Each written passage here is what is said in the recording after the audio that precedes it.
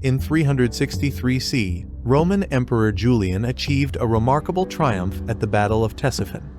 The Persian army suffered 2,500 casualties, while the Roman soldiers lost only 70 men. This victory instilled great confidence in the Roman soldiers, who realized that they could defeat the Persians in the field, even with their elephants. The Roman camp was filled with joy as decorations were distributed, and Julian basked in the glory of his men's admiration. He felt assured that the gods were on his side. However, the next day shook his confidence. During the sacrifice of 10 bulls, 9 of them collapsed and died before reaching the altar, while the 10th one escaped. Even when it was recaptured and sacrificed, its liver showed ominous signs. While a skeptical historian may speculate that someone had poisoned the animals for their own motives, Julian and his followers interpreted this as a sign that their mission was displeasing to the gods. The war council convened amidst the tumultuous events that had transpired. It was tasked with making a crucial decision, whether to lay siege to Ctesiphon or not, and in the event of the latter, what course of action to take. The council was divided on the matter, with the majority opposing a siege on account of the city's formidable fortifications. Moreover, the besiegers would be vulnerable to attack from both King Shapor's army and the city walls. Although Julian's stance on the issue is unknown, he acquiesced to the majority's counsel. Consequently, Ctesiphon was not besieged, and it can be inferred that there was no attempt to depose King Shapor and install his pro-Roman brother as the ruler of Persia. The retreat plan involved a 300-mile march back along the Euphrates to Circesium. In the blazing Mesopotamian summer, Romans didn't have access to their fleet that could help them travel upstream. The soldiers were worried about the long march, but it was possible if they kept the river between themselves and the opposing army. Suddenly, 2 Persian noblemen arrived at the Roman camp. They had been victims of King Shapor's tyranny, and they wanted to help the Roman soldiers. Their exact commitments to the Roman cause remain ambiguous in contemporary records, though it is posited that they may have offered intelligence on a route to rendezvous with another Roman army south of Armenia, or even proposed guiding Julian's forces deeper into Persia while evading Shapor's pursuit. The boats were burned down since the army wasn't planning to stay by the Euphrates River and the fleet was useless. Destroying the fleet freed up 20,000 soldiers for other military duties.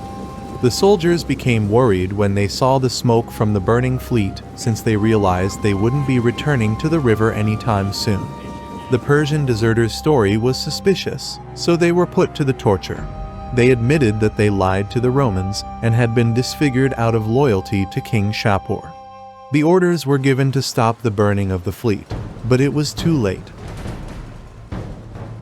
On the initial day of their march, the Romans journeyed through rich, cultivated land located on the left bank of the Tigris. However, the Persians soon began setting fire to crops and grass ahead of them, impeding their progress and threatening them with famine. The Romans were relentlessly bombarded from afar with missile attacks and were occasionally targeted by Persian cavalry raids. The loss of their fleet prevented them from escaping harassment by crossing to the opposite bank of the river. The sight of what appeared to be glistening Persian armor loomed everywhere the Romans turned, leading to a sharp decline in morale. After a meeting of the Council of War, the soldiers wanted to go back the way they came. But Julian and his generals disagreed, as they had destroyed the land themselves, and there was no food for anyone. Additionally, the Euphrates had flooded and made the ground muddy, which would make it difficult to travel. Despite this, they didn't have any other ideas. They even sacrificed people and examined their entrails to try and figure out what to do, whether to go through Mesopotamia or march along the foot of the Zagros Mountains, looting as they went. However, it appeared that neither option would be successful. In the end, they decided to move northward along the foothills, as it was closer to Armenia, and they might be able to connect with the force under Procopius and Arsaces. The way this decision was made suggests that Julian was no longer in control and was struggling to make up his mind. Whatever happened outside the walls of Ctesiphon had a significant impact on the emperor. On June 16th, the army resumed their journey, marching along the left bank of the Tigris River. Throughout their journey, they faced light attacks from the Persians. As the day progressed, a large cloud of dust appeared in the north. Some speculated that it could be a herd of wild asses, which were common in Mesopotamia. However, others were more optimistic and believed that it was the army of Procopius and Arsaces coming to their rescue. On the other hand, some feared that King Shapur had finally caught up with them. Since the situation was unclear, they decided to set up camp for the night, although few could sleep. As the first rays of the morning sun appeared, they discovered that it was indeed the king's army, with rank after rank of glittering armor. It seemed that Shapur had been deceived by Procopius' feigned attack on Armenia and had stayed in the north until it was clear that this was not the main Roman offensive. Alternatively, he may have intended to avoid a direct confrontation with a large Roman army and opted instead to outlast them with attrition, allowing the Mesopotamian summer to take its toll. Finally, he descended from the hills and faced Julian's army. The Romans were positioned between the Tigris River on their left, which they could not cross, and the desert to their right, stretching to the Zagros Mountains, making it impossible to turn the Persian flank on that side. Across a small stream in front of them was Shapur and his army. Although the troops were confident of their ability to defeat the Persians in a regular infantry battle, Julian was cautious and apprehensive of a Persian trap. Skirmishing began between the two sides, and eventually, the Persians withdrew.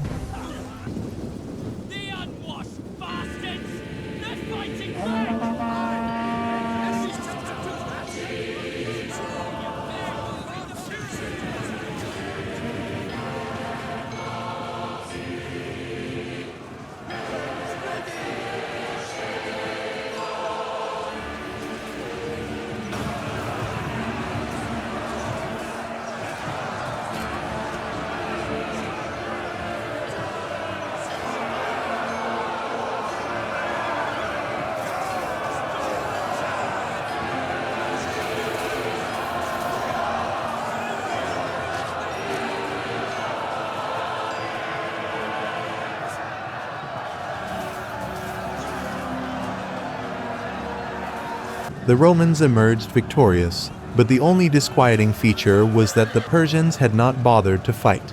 As the Romans moved forward after the battle to a place called Barsavtai, they were constantly harassed by Arabs loyal to the Persians, but the enemy kept their distance from the Roman infantry. The following day, the Romans marched to a vast irrigated estate, where they rested and refreshed themselves for 2 days. When the Roman soldiers resumed their march on 20th June, they noticed that the main Persian force was nowhere in sight. However, their relief was short-lived when a large group of cavalry suddenly emerged from the low hills and attacked the back of the Roman column. The Roman cavalry quickly responded by spreading out and riding up the valley, posing a threat to the Persian retreat.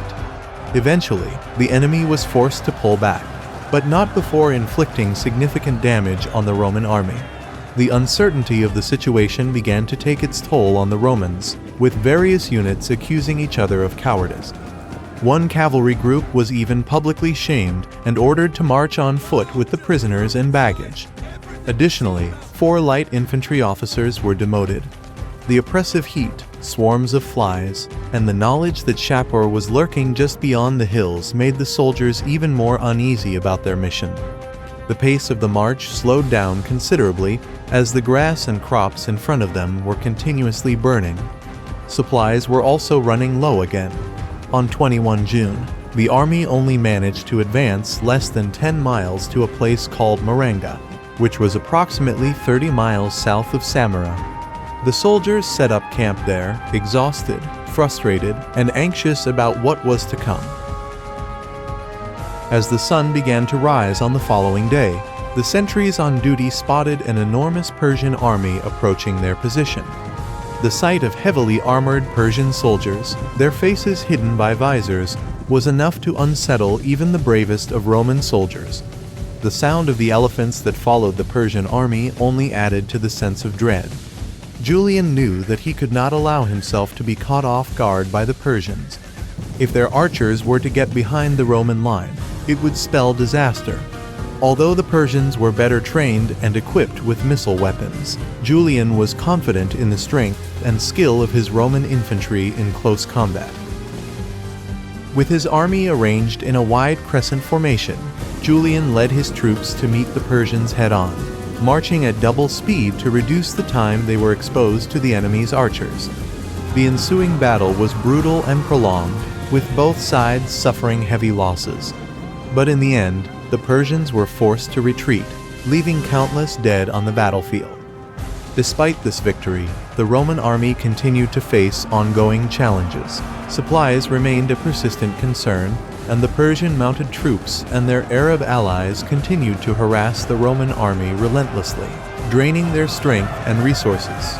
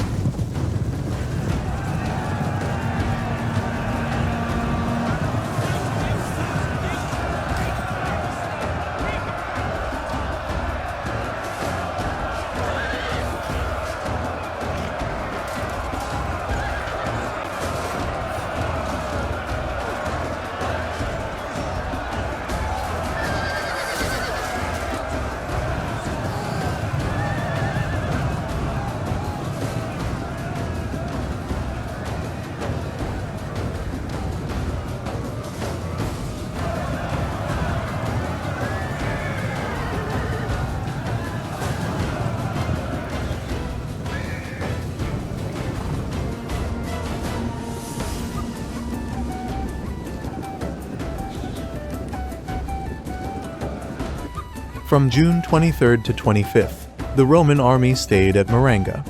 During that time, they had to bury their dead and tend to their wounded.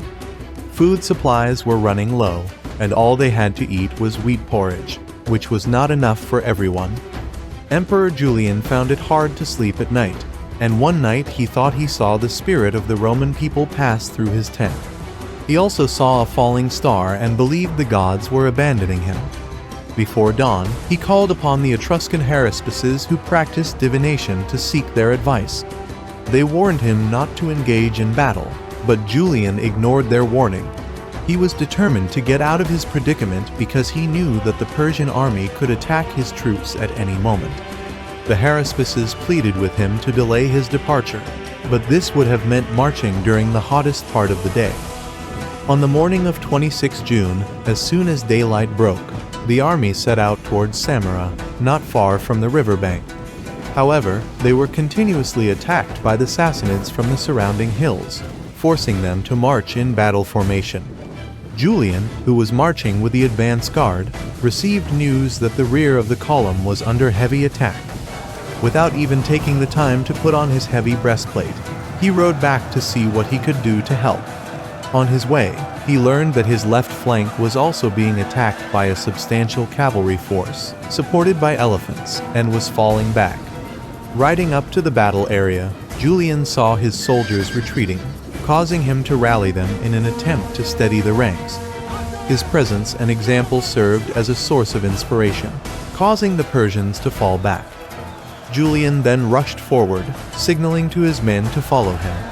However, his bodyguards got separated from him, and he found himself in the middle of a confused melee of fleeing Persians. His bodyguards called on him to come back, but he probably didn't hear them. Suddenly, a cavalry spear grazed his arm and pierced his side. He tried instinctively to pull it out, but only succeeded in cutting his hand. A few seconds later, Julian collapsed and fell off his horse. His bodyguards soon rallied around him and took him back for medical treatment, causing the army to stop and pitch camp. Oribasius attended to his imperial patient, and soon Julian felt well enough to call for arms. However, his gesture was empty, as he was too weak to walk, let alone fight. He asked for the name of the place and was told that it was called Phrygia. Julian had once received an oracle that he would meet his fate in Phrygia, and he had always believed that the province of Phrygia in Asia Minor was the place. However, now he realized the true meaning of the oracle and fell silent. As Julian lay dying, another indecisive battle was raging, with heavy losses on both sides. He made a formal deathbed speech, which was in keeping with his character. Julian was always responsive to such demands, and it was what the situation called for. Maximus and Priscus were by Julian's side as he lay dying. They spoke to him about philosophy, possibly discussing the nobility of the soul. However, due to Julian's failing strength and fading lucidity, their conversation was disjointed. Suddenly, Julian's wound burst open, despite Oribasius having previously treated him. He began to bleed heavily and struggled to breathe. Julian requested a drink of cold water, which he was given. He then lay quietly and passed away within a few minutes without speaking another word. He was 32 years old and had ruled as the sole emperor of the Roman Empire for 2 years.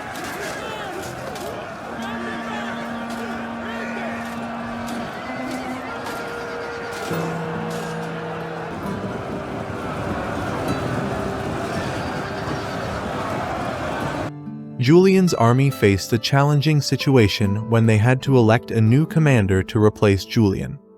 After some discussion, the prefect Salutius was offered the position, but he declined. The commanders then agreed on Jovian, who led Julian's domestic guard and whose father had been a general in the same service. The army retreated along the east bank of the Tigris, but they were frequently attacked by the Sassanians. After 4 days, they stopped at Dura and attempted to build a bridge to cross the river. Unfortunately, their efforts failed, and they found themselves surrounded by the Sassanian army. Jovian realized that their situation was dire. Fortunately, the envoys of Shapur II arrived in his camp and offered peace. Jovian, who had exhausted his provisions during the halt, had no choice but to accept Shapur's humiliating terms in order to save his army and himself from complete destruction. Under the treaty with Shapur, Jovian agreed to a truce of 30 years, a withdrawal from 5 Roman provinces, namely Arzamina, Moxona, Asbdaisna, Rehymna, and Cordona, and allowed the Sassanians to occupy the fortresses of Nisibis, Castrum Aurorum, and Singara.